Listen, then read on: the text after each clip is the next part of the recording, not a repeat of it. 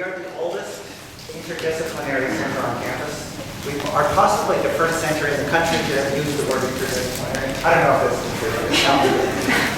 It's our 50th anniversary this year, and as part of our 50th anniversary celebrations, we went around to departments that might have some interest, and we said, here's some money, invite somebody. We have veto power, one of the names that came up from forestry, School of Environment and Forestry Sciences, sorry, did I get that right? Was Kevin Anchukaitis, who I know. And I also want to introduce Ben Fitzhugh, who's the current director of the Quaternary Research Center. And I just want to say a tiny bit more about the QRC. So we are old, but we are new. We are doing novel things. We are bringing cool people to campus. This is our 5th talk, I think. All the talks have been fantastic. 5th talk of this seminar series. We get together and do activities that promote interdisciplinary research.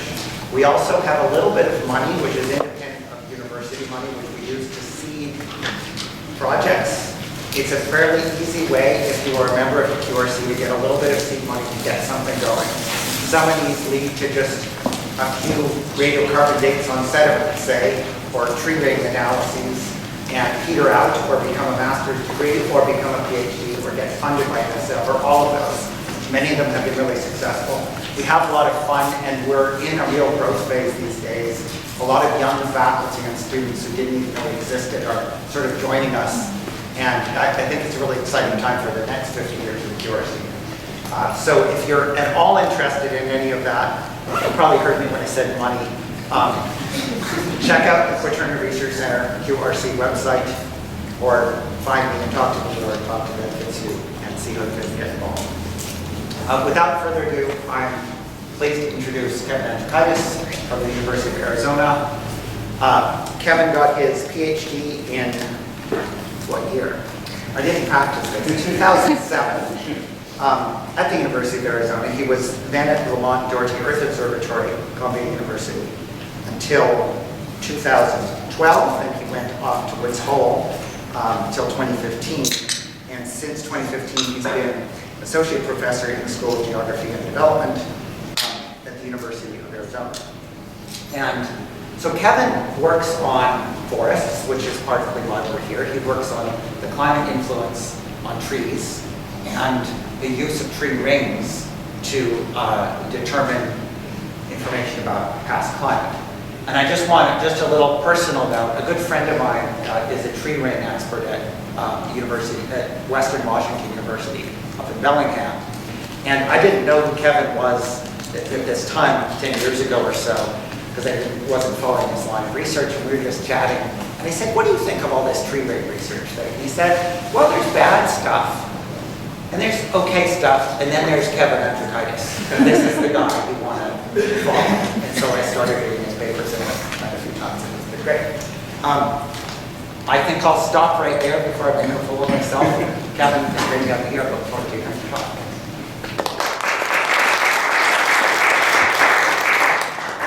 Well, thanks, Eric. Thanks to QRC, and thanks to the School of Environmental and Forestry Sciences, especially for having me today. I'm going to talk about this particular topic of how we can know the climate influences of volcanic eruptions, mostly from trees, although I'm also going to talk for a little bit about what corals tell us about this. And as I hope I'll convince you early on, this is an interesting topic because if you look back over the last 1,000 years, particularly before we start radically changing the amount of CO2 in the atmosphere and that we become the main driver of climate change and climate variability, if you look back before that, what you see is most clearly the volcanic eruptions. This is, as you'll see, the most important climate forcing, the most important radiative changes in the climate system over the last millennium. And so we can use what trees have recorded about those moments in time following eruptions to try and understand not only how these eruptions affect the climate system, but also how good we are at actually modeling this type of extreme radiative change and the effect it has on the climate system.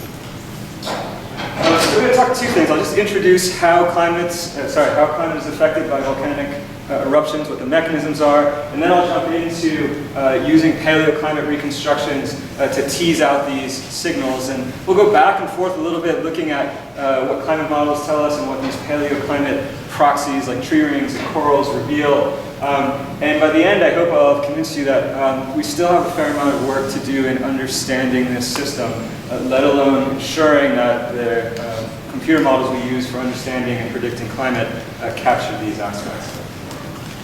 So why volcanoes? Well, volcanoes are really this natural Earth system experiment. As I said, they're the most important climate forcing over the last 2,000 years, perhaps even longer. And they really allow us a chance to test climate model physics.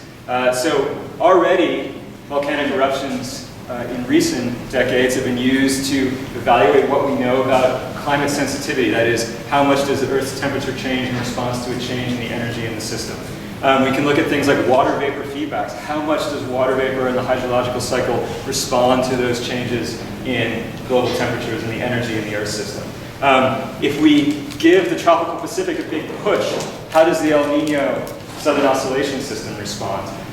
How does atmospheric circulation in the mid-latitudes change in response to a big change in the amount of energy? Perhaps globally uniform for a tropical eruption, or perhaps asymmetrically for an eruption that's in the northern and the southern hemisphere. So this really allows us to test these big signals, both test our knowledge, but also test how we simulate them in climate models.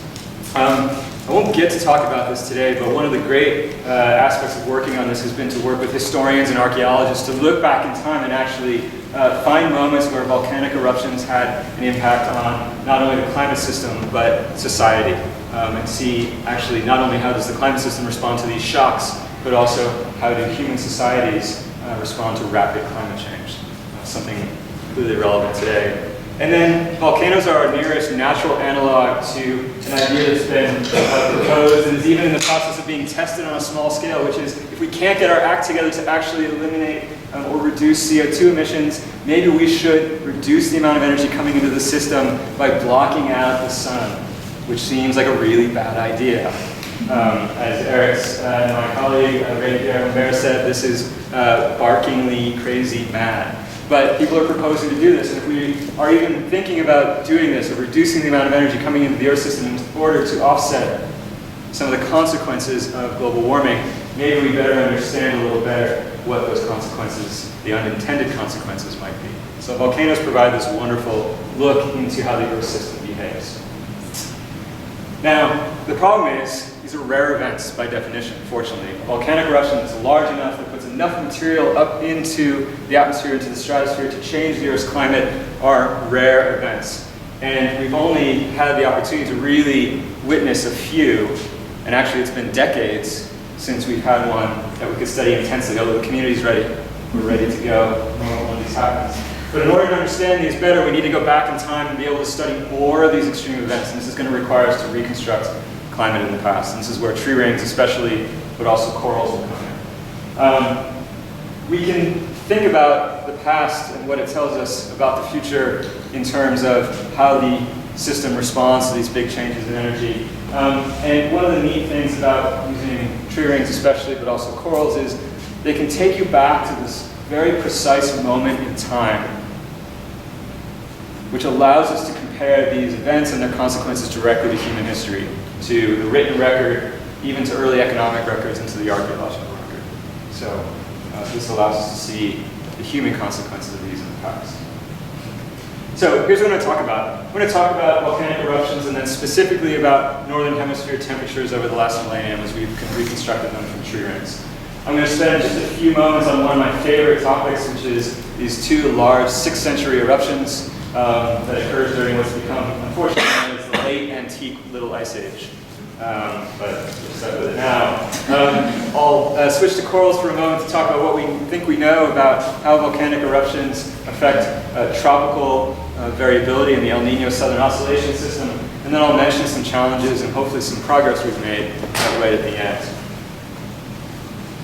So let's talk volcanoes. This is one of my favorite photos. This is actually from, I believe, from the Space Shuttle. This is in Kamchatka. You can see the sort of on-the-ground effects, so pyroclastic flows. But this is what we're interested in terms of something that's climatically active. this volcano is putting out a bunch of material high up into the atmosphere, and if it gets into the stratosphere, it can start to affect the climate directly.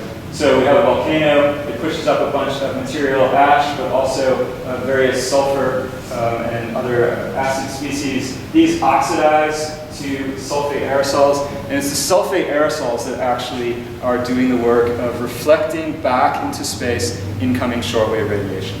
So this is the way that volcanoes affect the climate system. They're injecting sulfur material, the creation of sulfate aerosols, and the radiative properties of those sulfate aerosols resulting in reducing the amount of sunlight and shortwave energy coming into the Earth system. Now there's lots of other interesting impacts, direct impacts on vegetation from material falling out, direct impacts potentially on forest productivity from a reduction in incoming solar radiation, or perhaps a change in the balance between direct and diffuse light. So there's a lot more interesting impacts we could even talk about there as well. And then of course, this is the analog, this is the idea of solar radiation management, reducing the amount of energy coming into the Earth system as a way of mitigating against the warming due to increased CO2. And so the idea is in your fancy plane, or perhaps in a really long hose with a really good balloon, you start to inject sulfur into the upper stratosphere, and you keep doing it, you keep doing it, you keep doing it. If you put enough up there, you can block out and reduce the amount of sunlight coming into the system enough to offset a few degrees, perhaps, of warming. So we've had a few examples of eruptions that were in the right place, large enough, contained enough sulfur, and put up enough material up into the stratosphere to affect climate. So one of these was Mount Pinatubo in the Philippines in 1991. And this was actually a really key eruption because it was an eruption that was well enough monitored to be able to come up with estimates for climate sensitivity from the reduction in temperatures the Earth experienced in response to the change in radiative forcing due to this eruption. But if we want to look at many more eruptions, we're going to need to go back in time. We just simply don't have enough well-observed eruptions to really understand this phenomenon. And so something that is very familiar to those of you here at Washington, we're going to use ice cores to know when past eruptions occurred. And so for the ice core community, they can take these cores, remove them from the ice sheets, and as you're going through and analyzing your core, you can come across things like this. Layers of ash, layers of actually tephra glass, but most importantly for trying to understand past climate effects is the amount of sulfur that gets trapped in these ice cores. Now if you've got a good age model or you have a good layer count, you can pinpoint that eruption that's evidenced only in the chemistry of that ice core to a particular year. If you find that material in ice cores in both poles, you can then have some confidence that that was a tropical eruption, an eruption that lofted enough material from the tropics to find its way into both hemispheres. And it's these eruptions we think are the most climatically important, ones that can dim the amount of energy in the Earth system at a global scale. So my colleagues, particularly Michael Sigel and his collaborators, have painstakingly assembled a new record of volcanic forcing, so the occurrence of volcanic eruptions, and then their best estimate of how much the amount of energy in the Earth system would have been reduced by taking many ice cores from the northern and southern hemisphere, aligning them, dating them precisely, estimating the amount of sulfur that was put into the atmosphere, and then using models led by Matsui here to go back and turn this into aerosol optical depth from which we can estimate a change in the amount of energy in the system, and in this case measured in watts per meter squared. This takes us all the way back to the year 1. And as you sort of squint your eyes and look through, you'll see some pretty dramatic events. Somalis here in the late 1250s in Indonesia. This double eruption I'll talk about later in the 6th century. You can see the early 1800s eruptions of the unknown 1809 and then Tambora here. A particularly nice one in the 1450s, my favorite. But you can also see that these come and go. They come in packets, sometimes several eruptions at the same time, sometimes relatively quiescent periods here and here. But now we've got a record of when these eruptions happened and an estimate of how much they change the energy in the system. Now, is this important? Is this amount of energy change important? So just keep an eye on these amounts. Somalis in this here is estimated at reducing the amount of energy in the system briefly by as much as 10 watts per meter squared. Once we have these estimates of the change in forcing or the aerosol optical depth that results from these eruptions, you can actually put this information into a climate model. And so this is a piece that Allegra Legrand at NASA and I wrote a number of years ago. And all we were doing was looking at 2 runs from the NASA GISS model over the last millennium. And so Allegra ran this model twice. One time, the red line, she forced the model, that is, she told the model what the changes were in solar variability, that's this here. And if you want to look at this scale, this is 0.2 or 0.1 watts per meter squared. Compare that to the earlier 10. So changes in solar over the last millennium. And then here was the volcanic forcing series, a previous version. But this first run of the model that's reflected in this red temperature curve, the simulated temperature from the model, had only that solar variability, and then at the end, this increase in greenhouse gases that comes from human emissions. And what you see is a fairly flat history. A little bit of variability on the global scale, but not much. Maybe on the order of a tenth of a degree. And then, as we start to emit a lot of CO2, the warming that we know is caused by us over the last century or so. Now, the second time Allegra ran the model, she not only told the model about solar variability and the increase in greenhouse gases, but she also put in this information about volcanic eruptions over the last millennium. And now that's the black line, the temperatures that resulted from this computer simulation of not only telling the model about solar and greenhouse gases, but also about these volcanic eruptions. And you can see that now the biggest features here are actually due to the cooling that results from these volcanic eruptions. And when you get a cluster of these, you can even generate a little bit of decadal variability from the repeated eruptions here. So this is the most important climate forcing over the last millennium. Solar doesn't do much. CO2 rises only steeply in the last 100 years or so. It's really volcanoes that are dominating the signal, we think, over the last millennium. Okay, so this is what ice cores tell us about eruptions. This is what models tell us about eruptions. What can we know from paleoclimatology? So this is where I come in. I'm a dendrochronologist. And so if we go to the right places, we can find ancient trees that we can use to reconstruct past climate. So go a little south towards Tahoe, and you can find these beautiful western junipers. Head down to the White Mountains of California, and you can find ancient bristlecone pines, up to 5,000 years.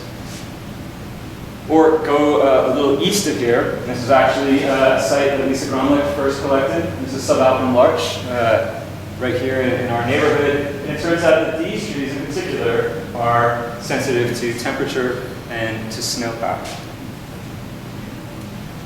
So we go to these sites. Many of you are familiar with this. We can take these increment bores and screw into the tree, wind these bores into a tree, and then from the hollow bore, pull out a core from these trees.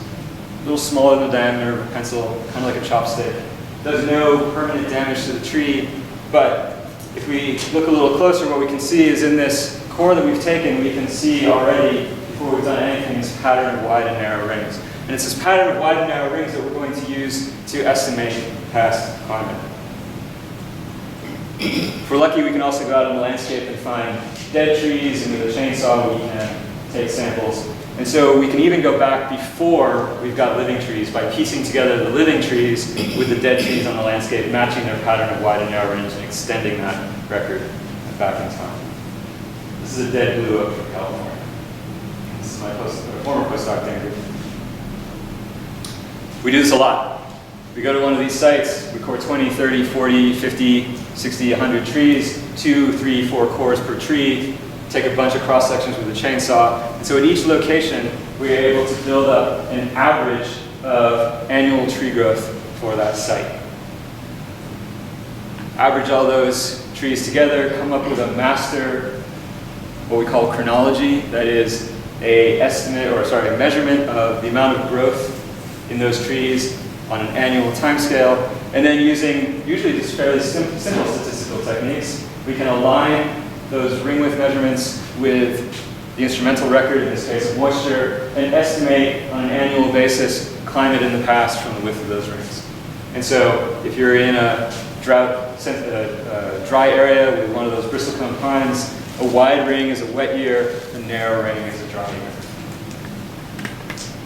Now, if you collect enough of these, you can start to not just estimate climate at one point, but start to estimate climate in space. And so we've done this here with the North American Drought Atlas. This is using a network of over 1,000 tree ring chronologies on an annual basis to estimate both the strength and extent of drought using a drought index. And so this is just a particularly interesting time in the western US in the 12th century where it was dry, abnormally dry, for periods of 10 or 20 years over much of the North American continent. So we have a global network of these, and if we want to reconstruct temperature, we're going to want to head towards areas where we think we can find trees that are sensitive and whose growth is controlled by temperature. So to areas at high latitudes and locations near the tops of the mountains. And if we do that, if we build chronologies from areas where temperature is the limiting factor for tree growth, now what we can do is use these tree ring chronologies to estimate past temperature. And if we do this, we can compare our climate models that predict a certain amount of cooling due to these volcanic eruptions with our reconstructions to evaluate how well these models do at reproducing these features. Now, later I'm going to show you some data from corals. The coral people have all the fun. They get to go to tropical islands and scuba dive. And just like us, though, they're still taking cores. And this coral is most recently here alive on the top. And you can drill down and get older and older parts of these corals and use the geochemistry of those coral skeletons to reconstruct things like the water temperature that those corals grew in.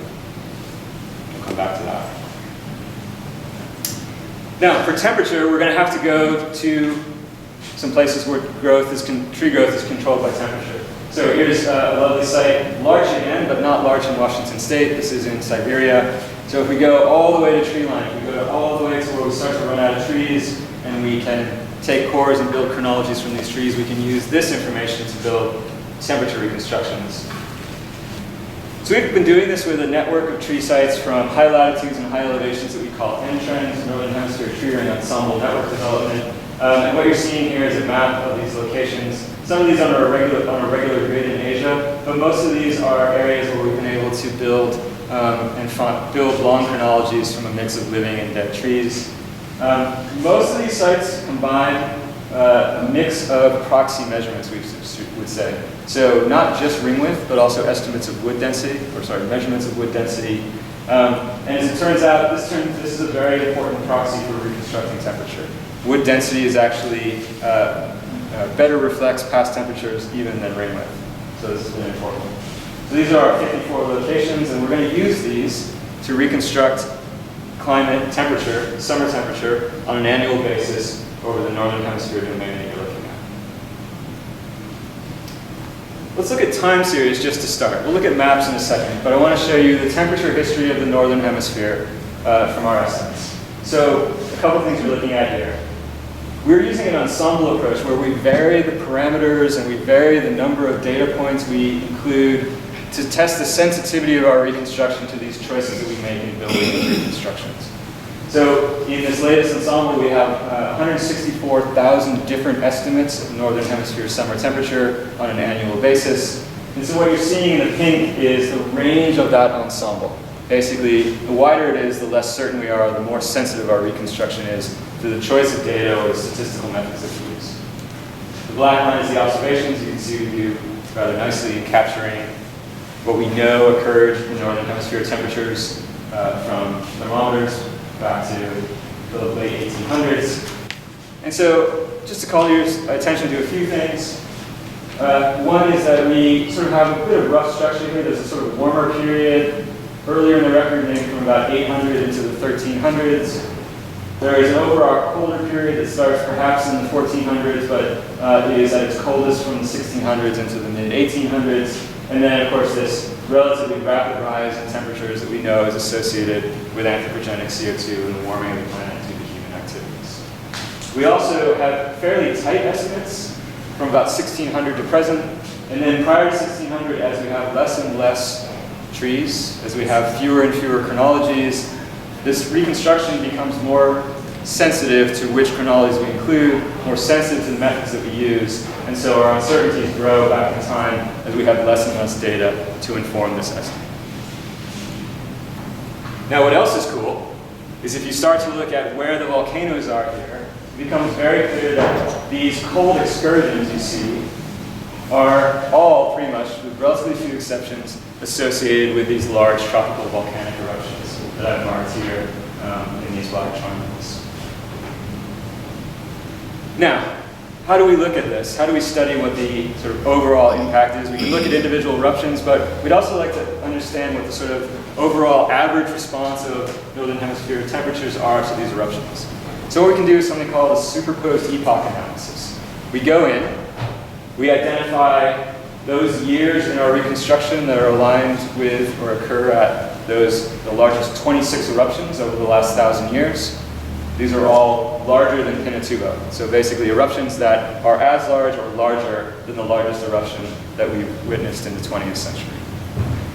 And then we composite them. We say, okay, let's line up every one of these eruptions in the temperature record, and then we'll average over the year where the eruption occurred, the year after the eruption occurred, and so on and so forth out to 11 years after the eruption occurred. We average over all 26 events, and so what you're looking at is an average or composite of the temperature response over all these years, and the uncertainty in this is in the gray. The red is the central estimate. And so what you see very clearly from this data set is that these tree rings are very clearly recording the cooling that follows large, particularly tropical volcanic eruptions. The average of this is somewhere around 0.3 to 0.4 degrees Celsius. And what's interesting, and actually something that continues to be of interest to us in figuring out why this happens, is the very long relaxation time. So these eruptions happen, they're a big event, they loft this material up into the stratosphere. That material is there blocking the sun for a year, 2 years, maybe 3. So what we're not sure about exactly is why this long tail, why does northern hemisphere temperatures not return to baseline for perhaps 5 or more years in some cases. So this is something that Greg Hakem and I and our colleagues and students are looking at actively, because this is not what climate models do. This is a big difference between how climate models respond, which is very quickly to cool, but very quickly to recover, and how our reconstructions of past temperatures suggest the Earth system is behaving. Now, I said we could do this in space. We have this lovely network of temperature-sensitive tree chronologies, so why restrict ourselves to a time series reconstruction when we can reconstruct annual temperatures over the northern hemisphere like a map?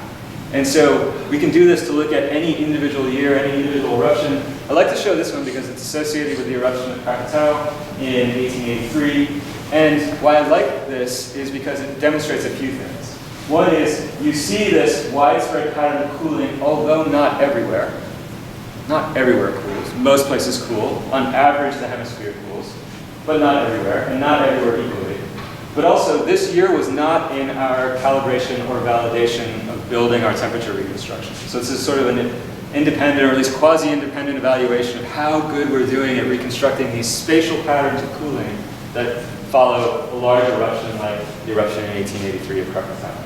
And so here's our reconstructed, and here's the observed. Now I should say observed data from this time period should probably be in quotations. There's relatively little data, instrumental thermometer data in 1883, and the process it takes to actually put together a map like this is a lot of interpolation, a lot of extrapolation. So even the instrumental data here should be taken with a grain of salt. That said, we do pretty good. There's no overall bias. If you look at any individual grid point, it doesn't trend to being too cold or too warm overall. There's no total bias. And encouragingly, we pick up things like this warning over the Gulf of Alaska. And I'm going to show you this because this pops up weirdly over and over again in reconstructions, and we even see hints of it in some models. And this may be telling us something interesting, that it's not just the total reduction in energy into the system cooling the whole hemisphere, cooling the whole globe, but rather there are dynamical ocean-atmosphere responses to this big climate shock that might be locally or even regionally as important as that large-scale forcing from the eruption. Now we can do the same compositing that we did before. We can take the maps for the years after that first year after the eruption, the year where we expect the most cooling. We can combine all 26 maps into an average, and here's what we see for our reconstruction. Cool pretty much everywhere, although there's that hint of either no response or slight warming over the Gulf of Alaska, even in the composite, which is kind of remarkable. And so this is this sort of composite spatial response. And one thing to note is that it's not the same everywhere. It doesn't cool the same everywhere. It doesn't even cool everywhere. There are hints here of spatial patterns that are important. And so if we're going to think about the response of the climate system to something like geoengineering, or certainly to the effects of large eruptions, these spatial and temporal differences are likely important. We can also zoom in and look at individual eruptions, and this is one of my favorite because it's the weirdest. 1809, we actually still don't know what the volcano was. This is still an unknown eruption in terms of the origin and the location of the volcano, although there's lots of ideas floating out there. This is an interesting one because when you look at the spatial pattern in the year that follows the eruption, and this is the year that this is most obvious, is that you see these sort of patterns of warming and cooling alternating around the northern hemisphere, almost as if in a wave. And what this is suggestive of is an eruption where the radiative response, the overall cooling, wasn't the dominant effect, but rather perhaps some change in atmospheric circulation, a change in the pattern of the jet stream, perhaps that lets cold air from northern latitudes intrude even down into the southwest US, and here a swing of the jet stream pattern allowing the intrusion of warm air from the south into New England. So even as this eruption happens and reduces the total amount of energy, the dynamical response of the climate system is dominating here in at least our reconstruction. Now, there's some indication that we might not be entirely off base. This is a independent data, largely independent data set, completely different method, and this comes from Tardif and Halium and their colleagues. This is their brand new last millennium reanalysis product. And so this is this same eruption. And you may not be able to see the colors super clear underneath some of the contours, which are actually showing you the change in the 500 millibar geopotential height. But we actually see some remarkably similar patterns given the differences in methods and data. Most notably, warming over the Gulf of Alaska, and then these warm conditions actually over the eastern US again. So I think there's something here. I think what we're picking up in these reconstructions, in these spatial reconstructions using a network of trees, network of tree ring chronologies, is that we're seeing not only the radiative effect, the direct impact of reducing energy, but also how the climate system responds dynamically, how the ocean atmosphere circulation changes to give us regional and spatial fingerprints of these eruptions. We really need these spatial reconstructions to do this. We wouldn't get that just from this time series that I showed you before. Okay, so I'm going to just take a moment to talk about one of my second favorite eruptions. 1452 is still my favorite, but I want to take it back to the 6th century for a moment because this is a really interesting story. I'll show you what the eruptive history looks like. But for a long time, there was a lot of confusion about this eruption. There was evidence in European tree rings of something happening in 536. It got really cold in European tree ring chronologies, and we've known this since the 1980s. But we didn't have the ice core records, and even the ice core records that went back that far were suggesting that nothing really happened in that year. And it's only since Michael Sigel and his colleagues revisited the ice core record and redated and realigned the ice core records that we realized that all those years, those dendrochronologists from Europe that was telling us that something happened in 536 were right. And we now know what it is. So there was just an article in Science last year that 536 CE was the worst year to be alive. That was the headline. My colleague Tim Dufeld at Georgetown kind of objects to this from a historical point of view. He says there were a lot of really bad times to be alive, which seems to be a particularly sort of dark historian way of looking at things. But Tim says this wasn't an event. This wasn't just one year. something else happened. 536 was bad, but it was cold for a decade or a decade and a half or more. There's something more going on than this sort of myth of 536 is the worst year to be alive. Let me highlight to you what this looks like. So what you're looking at here is the northern hemisphere volcanic forcing up here, and we're going to be focusing here in a moment on the 6th century. This is a global estimate of temperatures from Sebastian Guillet, who pushed back this reconstruction a little bit further. And then from European and Altai, so mountains, Siberia and Mongolia, we can actually push this back all the way to year 1. And this is what we're looking at here. So these paired eruptions, and then the one that happens about a decade later, is really strong cooling, extended cooling in Europe. And then in these global temperature estimates, there's a very strong cooling. It's on the order of any of the cooling events we see more recently, but much shorter. So I just want to, here's the volcanic forcing record from Matsui and Michael Sigel, and here's that double eruption that we're looking at, or this paired eruption. We'll zoom in a little bit. We've learned a lot as a community over the last several years about these two eruptions. First, that there really are two eruptions. These are separate peaks in the northern hemisphere ice cores, but there's only one peak in the southern hemisphere. And what this tells us is that this 536 eruption that caused the worst year to be alive was actually not tropical. It was extratropical in the northern hemisphere. So wherever this eruption is, and we still don't know, it's a northern hemisphere eruption. There's candidates probably in Siberia. That seems to be the most likely, possibly from Iceland, but we're still not sure where this eruption is. But 540 actually has a stronger forcing and was tropical. We know this because it's in both ice cores, and we actually know this from a really amazing work by Andrea Burke at University of St. Andrews, who's actually used sulfur isotopes to be able to fingerprint whether eruptions represented in the ice cores entered the stratosphere or not, or whether they stayed in the troposphere and were less radiatively important. So Andrea has told us, confirmed for us, this is a tropical eruption. Just for comparison, here's Krakatoa. So you can see the size of these eruptions dwarfs even some of the large eruptions of the late 19th century. Where is 540 though? I said we don't know where 536 is, but we think we figured out where 540 is.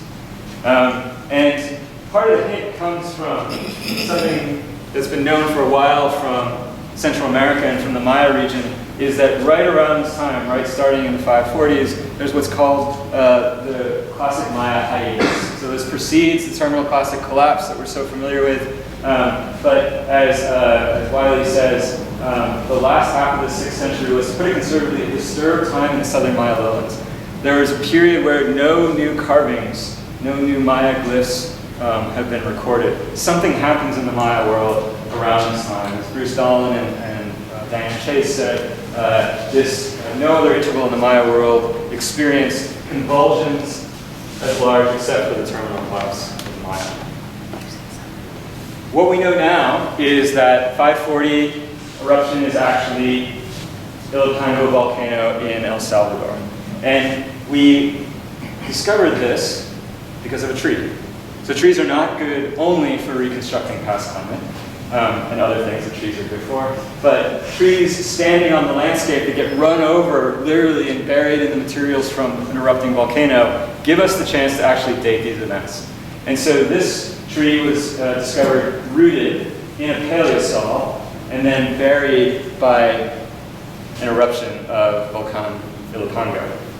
Now, this is an inconvenient time for this to happen because this is during a plateau in the radiocarbon curve that makes it very hard to precisely date things with a precision greater than a century. But trees let us do that. So what we did was this. We took that tree. It was already snapped off. We took a slice with a chainsaw, and then we identified rings in this tree, and we were able to measure radiocarbon on individual rings with some uncertainty. We only had one tree, so we had to assume some uncertainty. And then we were able to match the radiocarbon from this tree that had been standing there and then consumed by the volcanic eruption to the shape of the radiocarbon curve. And so we get a minimum date on this. This is the minimum date, the outside is scoured. This is a minimum date of 500 CE. We've got two other trees that don't have rings, so we can't do this really precise dating. But those trees have the outside, and combining this high-precision radiocarbon from this tree that was buried by the eruption with the other lines of evidence, we get this age distribution. And the most likely age is out here between 520 and 540. Given the magnitude of the eruption and this dating information, we're really confident that this eruption of Ilopango is the 540 eruption. A lot of questions about this still though. So I'm zooming in from 500 to 700 CE here, and I'm showing you those two reconstructions of temperature again, one this global temperature, and the other this European Altai reconstruction. And the conclusions you might draw are actually very different.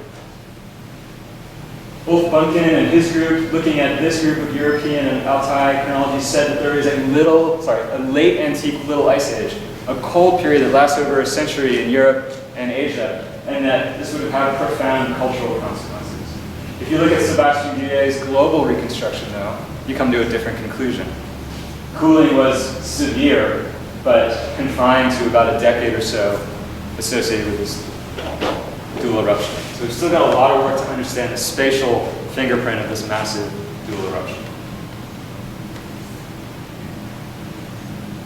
Okay, let's go from cold, high latitude Siberian larch to the lovely waters of the tropical Pacific.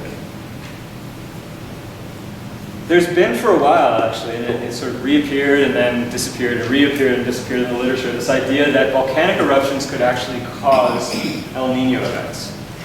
And where this really took off again, even though Handler and Self had written about this in the 80s and the 90s, was Brad Adams, who was Mike Mann's grad student, revisited this from a series of different estimates of the El Nino Southern Oscillation, mostly derived from terrestrial tree rings. So he used tree rings on the continents to estimate sea surface temperature variability in the ocean. And what they did is that same superposed epoch analysis that I showed you before with these El Nino reconstructions. And what they said was, hey, what we're seeing is that in the year of the eruption, or perhaps the year after, there is an El Nino event on average. And then it's cool and you get a La Nina. But Brad was probably the first one to maybe convincingly show that this was a possibility. Now the problem is that these El Nino Southern Oscillation reconstructions are from terrestrial, high latitude or mid latitude tree rings. They're not sitting in the ocean. They're not even necessarily anywhere close to the tropical Pacific.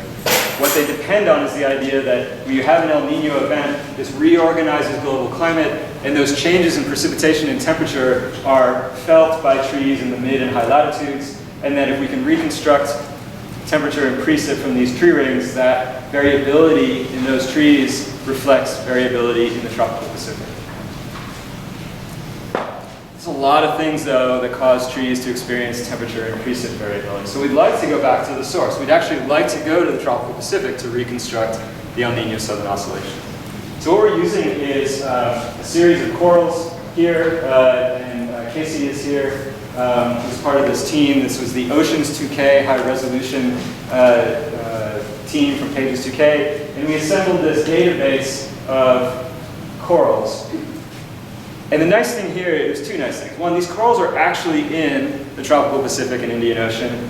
Their geochemistry reflects the temperature of the water in which those corals grew their skeleton. And when we did this reconstruction, we kept the Western Pacific, Indian, and Eastern Pacific and Atlantic separate. So we have the potential to examine the spatial patterns of temperature variability that could follow volcanic eruptions. Now, these corals don't take us back that far. We can go back about 400 years with some sample depth. But it turns out we've got a lot of really well-observed eruptions during that time. So this matrix you're looking at is this. Time goes from left to right. You can see the windows, the dates that associate with each of these windows, and each one of these columns is a fairly well-observed eruption. We either know the eruption, exactly when it happened, what the volcano was, or at least have good age constraints on it, in the case of the unknown eruption in 1809 here. This is two estimates of the volcanic forcing for each of those eruptions in each one of those windows. And then here is our ensemble reconstructions of Eastern Pacific, Western Pacific, and Indian Ocean sea surface temperatures. And what you're seeing is, when we did these reconstructions, we did them again many, many times, varying the parameters of the reconstruction to come up with some estimates of the sensitivity of the result.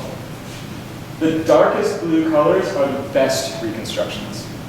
So if you see dark blue, those are the reconstructions that have the best statistical skill in estimating sea surface temperatures during the overlap between observations and those coral data. So these are the eruptions we're going to look at. And we're going to composite over these eruptions. I also want to compare this to models directly. And so what I've got here in the rainbow colors are the same analysis that I'm going to show you for the corals applied to a series of different past 1,000 climate models. So we went in, extracted these sea surface temperatures from these models, and we're looking at them for these really well-dated eruptions. So if you see negative excursions, that's cooling, and if you see positive eruptions, that's warming. Underneath this, in the black with the gray, is our actual coral reconstruction. And I'm going to pull this out to make this a little clearer. But what you can also already probably see is this. The corals say that the Indian Ocean cools after a volcanic eruption, the Western Pacific cools after a volcanic eruption, and the Eastern Pacific, that sort of El Nino Colton, it warms, but most of the ensembles are not statistically significant. Perhaps in year 2, there's a slight rise of statistical significance. So there's a warming, but what this suggests is that the warming is being dominated by variability that's not related to the volcanoes. One thing that's very clear, though, these models cool a lot more than the corals do. The models make the tropical Indian and Pacific Oceans a lot cooler than the corals suggest they will. Here's that a little clearer, aggregated now. So there's the corals in blue, the models are in red, the red is the median, and then the range is in the pink. And again, you can see that in the Indian and Western Pacific, the models cool much more than the corals. And then the models are kind of all over the place in the Eastern Pacific. Some cool a lot, some warm a little bit, some don't do very much. The corals suggest some warming. It depends on the ensemble number if they're statistically significant. Now, this is kind of interesting because in modern ENSO events, what you see is the Eastern Pacific warms a lot, the Western Pacific cools a bit, but the Indian also warms. So this isn't exactly an El Nino, even if this was a little bit stronger of a signal. This is a reduction in the gradient for sure. So the cold side of the Pacific gets a little bit warmer. The warm side of the Western Pacific gets a little bit cooler. And so there's a reduction in the gradient that is similar to an El Nino event. But the Indian cooling seems to be a direct response to that radiative forcing. So this isn't exactly an El Nino event, even though it has some characteristics of it. Now, what's interesting here, to go back to the models for just a moment, is that we can ask, okay, the models that cool a lot, why do they cool so much? So I'm just going to show you the results from 2 models here. This is the sulfate loading that goes into the model, so basically the amount of cooling particles that are in the model, and it's scaled to the energy, so the watts per meter squared.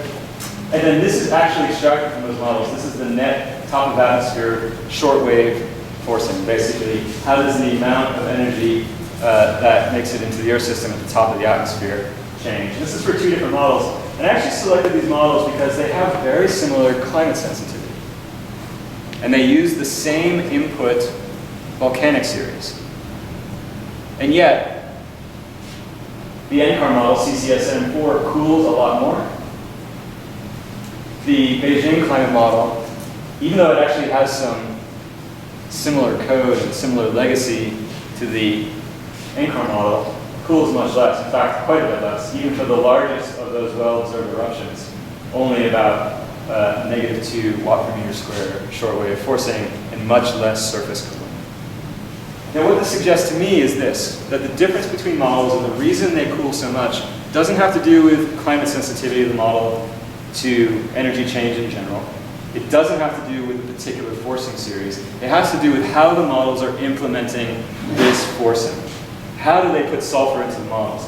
How does that sulfur function to change the amount of energy in the system? How does it interact with the chemistry of the model? Does it? How high is the stratosphere?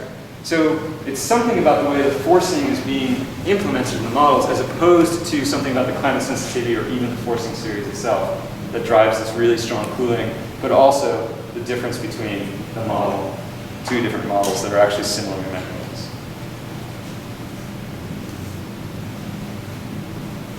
So I think what these corals are telling us is a couple of things. One is that that ENSO response may be a little more complicated than is suggested by the terrestrial experience. There's certainly a change in the gradient, but you get cooling in the Indian and the Western Pacific, and just a little bit, mostly non-significant warming in the Eastern Tropical Pacific.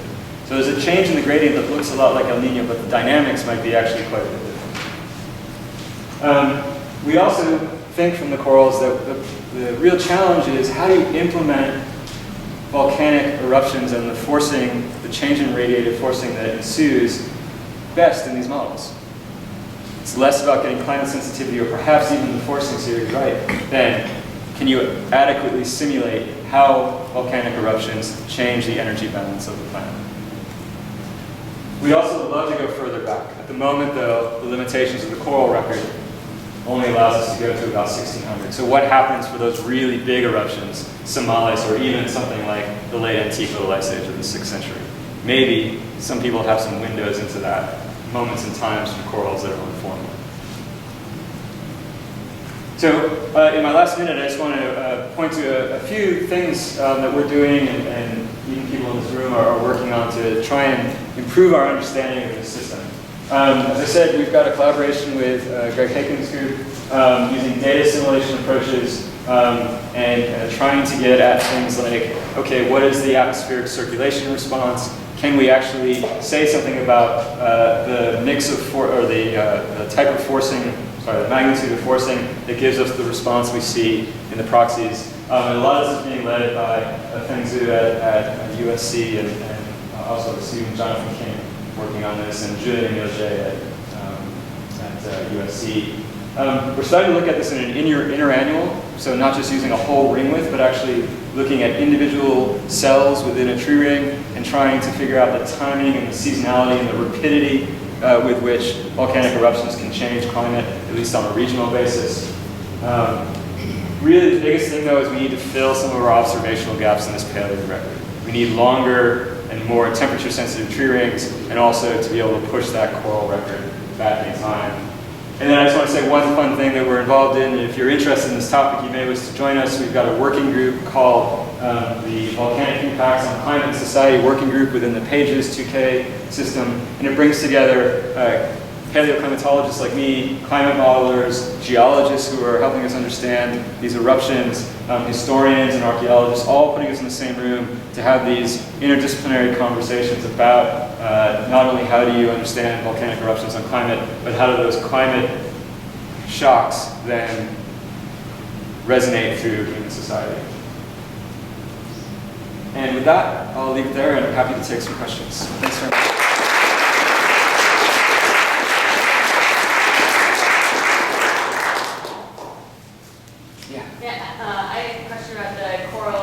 Boxes. So were you only considering corals just specifically within this box? Yeah. Okay. Well, so I should say none of the boxes share any information.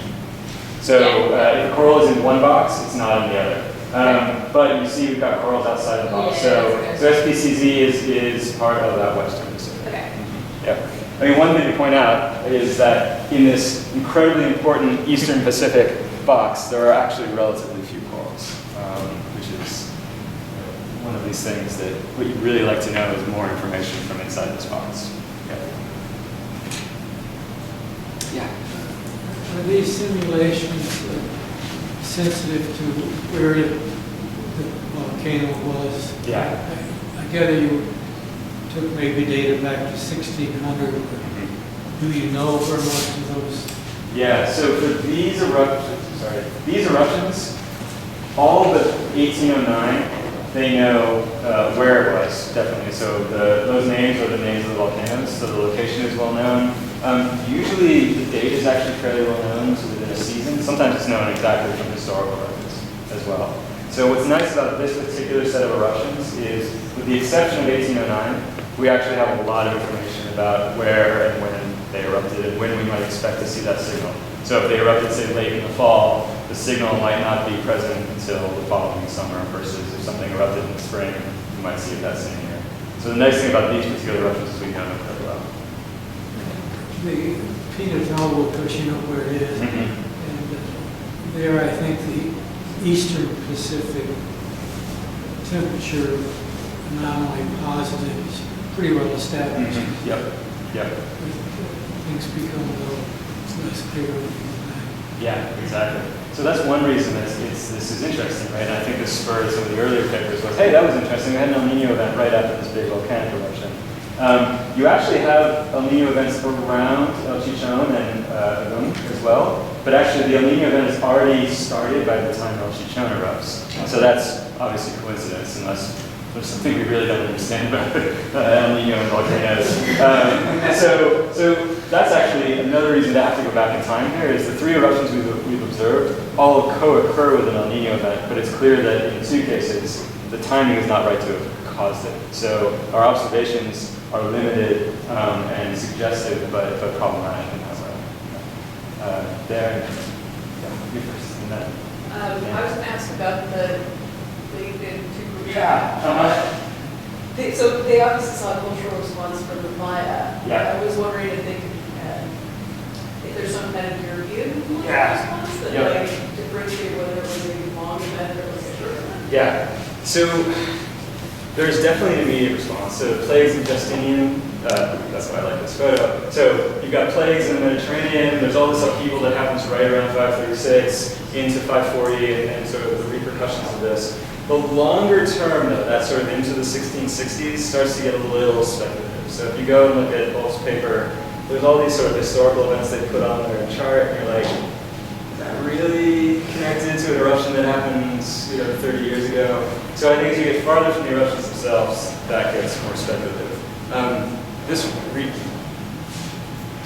reconstruction, though, is suggesting that there is an extended cold period in certainly the Altai, and you also see this in the Alps as well.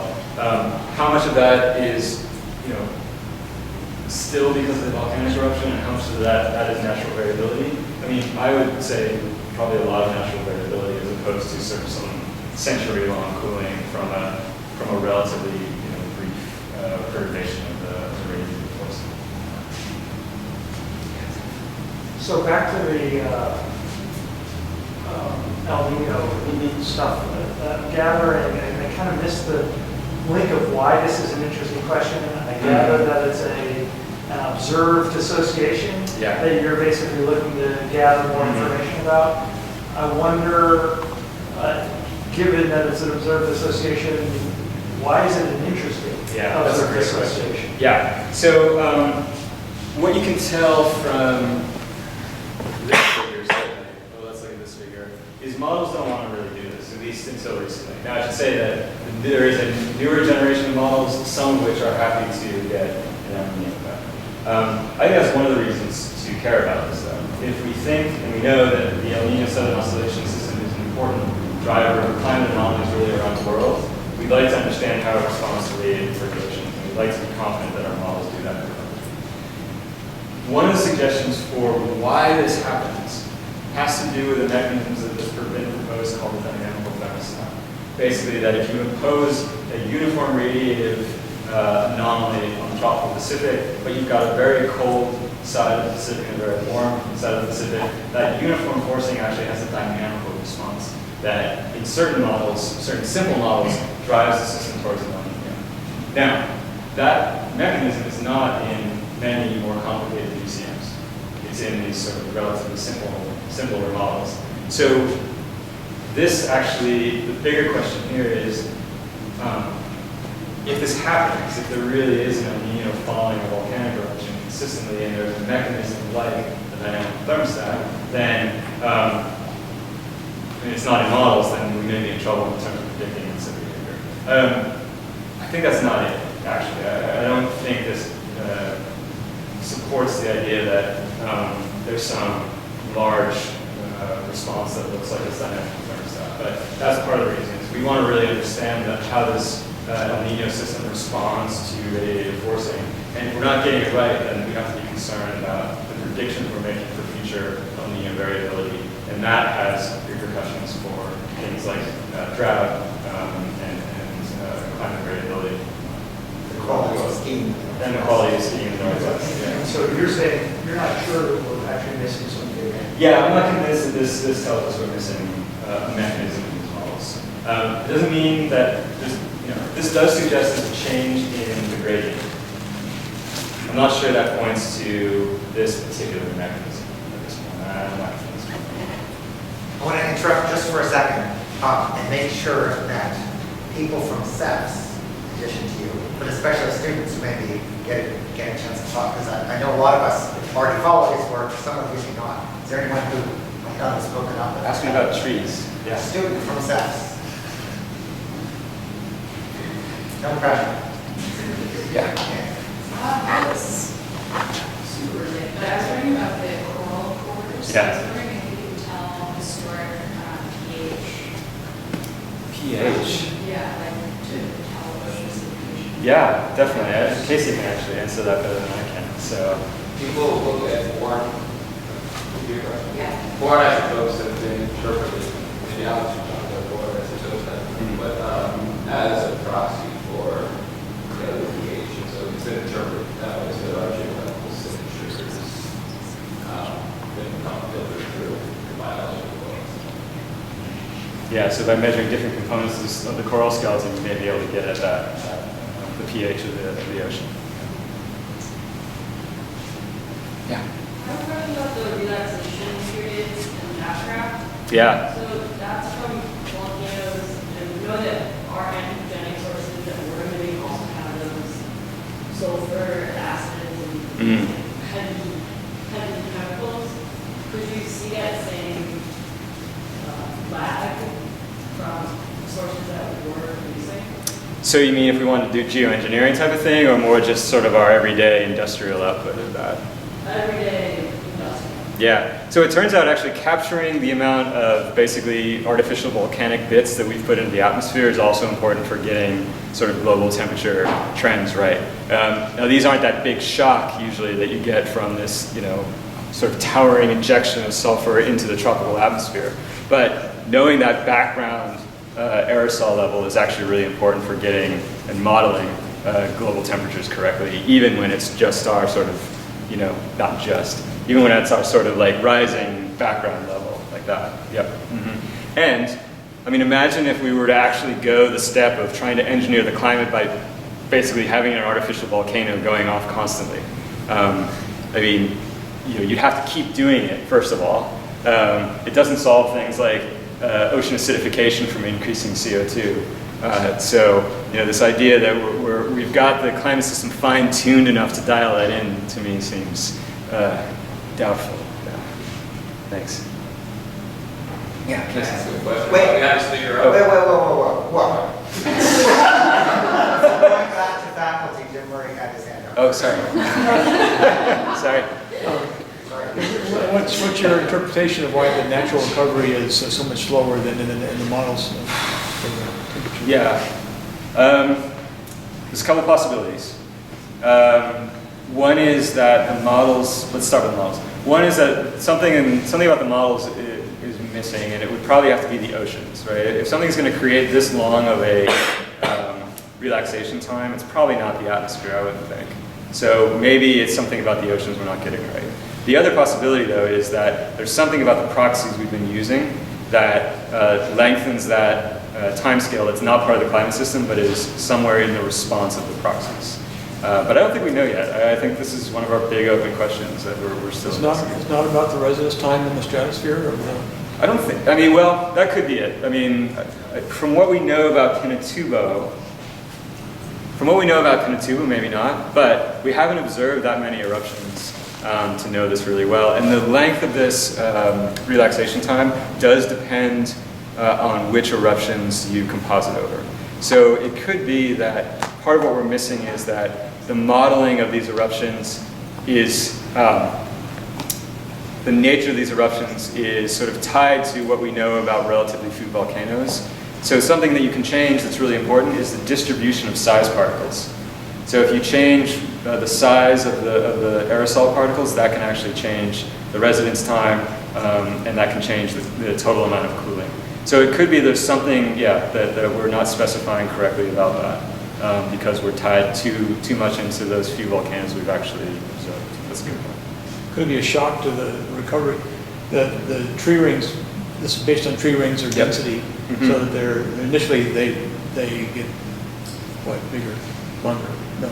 Smaller, in these cases, yeah, these are smaller. And then because the shock to their root system or whatever, it recovered several years. So that would be if it was in the proxy. And one thing we do know is that there is more persistence, year-to-year persistence in ring width. So if this was all ring width, I definitely would sort of point my finger at the proxy. A lot of this reconstruction is from density, and density doesn't have that same sort of persistence. It sort of follows year to year. So I'm not ruling it out. I'm not ruling out that it's in the proxy and that it's a lag-on biological effect, but I wouldn't expect to see it so strongly in the density proxies as we would see in the ring width proxies. Okay, I'll let Casey. Can we predict large volcanic eruptions from anomalously warm years? Your -1 is outside 95%. No, that's just the normalization. So basically, what we have to do is over the millennia, like Neolithic warm period, Little Ice Age, modern warming, is you've got a changing baseline. So what you need to do if you want to look at the temperature departure is do a short normalization. And so that's just the nature of the short normalization. Yeah. But no, we can't. Yeah. Not doing the tree person, I was wondering if you could explain the biological mechanism for why wood density is a good proxy for temperature. Yeah, that's a great question. So I early on said that we really like to have wood density as a proxy because it's better for the temperature proxy. So what we've observed from looking at these networks is that ring width has more biological, we presume biological persistence. That is, the climate in year 1 is still affecting the ring width in year 2 somewhat, maybe even in year 3. Density doesn't seem to have that. The reason we think density is reflecting temperature is it's probably a more straightforward process. Density is reflecting essentially the amount of cell wall, the amount of wood, ratio to the sort of gap that's doing the water transporting. And so if you have a longer, warmer summer, the tree gets to wrap more wood around those last few cells, and those cells become higher density. So higher density is actually associated with warmer temperatures. And we think it's a relatively straightforward duration mechanism. The warmer the summer, the longer it takes to get to the time when the tree goes into dormancy, the more wood you get wrapped around those last cells. So we think one of the reasons it may be a better proxy is that that's just a simpler duration mechanism, rather than what's going on in the production of all the individual cells that make up the ring. Yeah, great question. Let's take a couple more questions, and it looks like there's some refreshments, and people can hang around and ask more questions individually. But more questions? Yeah, I guess this was just was this northern hemisphere temperature or global temperature? This is just northern hemisphere temperature. Yeah, that's a good question. So in N-trend, we really focused on northern hemisphere temperature. And one of the reasons is that while we'd like to be able to reconstruct global annual temperature, there's a challenge to this. One is that in the southern hemisphere, we have many, many fewer tree ring chronologies and many, many fewer temperature proxies in general. The other challenge to that is they're responding to a completely different growing season, right? So they're growing November, December, January, February, March. So that presents a sort of challenge in aligning those two things. So it's southern hemisphere, I think, remains more uncertain, a bit more elusive in terms of both the seasonality as well as the number of proxies.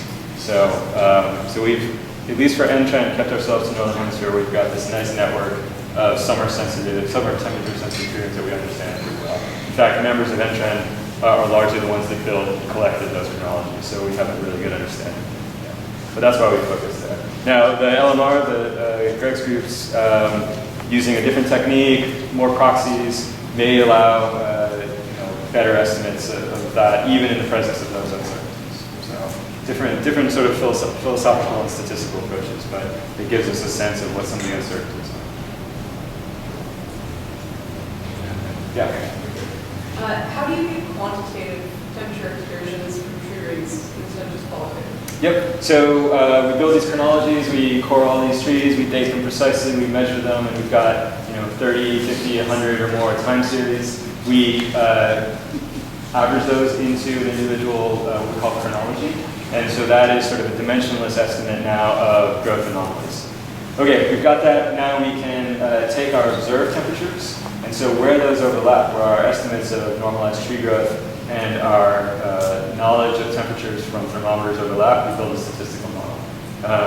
We withhold maybe half or a third of the instrumental data to validate that model, and then mostly we're doing a reduced space of principal components, multivariate regression to build that model, and then we validate it on the withheld data. So, and then in the map, so that we can do that with a time series, we can also do that with every individual grid point on a map from a gridded temperature problem like the NASA GISS temp, or the Hadley Center. And when we've got a gridded one, then that's how we can go point by point and estimate those and come up with those maps. So it's empirical statistical in this case. Okay, let's take one more question. Okay. Let you relax. And Yeah. talk to you. Okay. Yeah, When you say a validation interval, is just a testing interval, or is that like a calibrate the hyperparameters and the validation interval and then have a separate test interval? So we're calibrating the model, and then so let's say we withheld 1900 to 1930 from building the statistical model. Then it's just literally a comparison of, okay, our model, which didn't include this data, estimates this for 1900, 1901, 1902, et cetera.